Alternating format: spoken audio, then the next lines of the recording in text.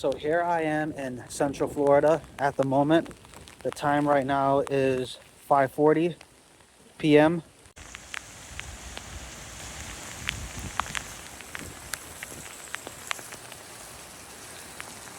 So this whole area just got flooded with water, but you know, this kind of thing happens around here. So like it's normal when there's like, you know, floods and thunderstorms. Here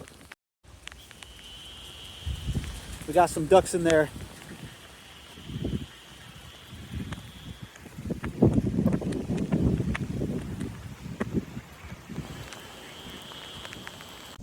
So the wind right now is like slowly picking up, like slowly, like it's like pushing like really hard, and it's like it's like hard for me to breathe. It's yeah, it's getting harder for me to breathe.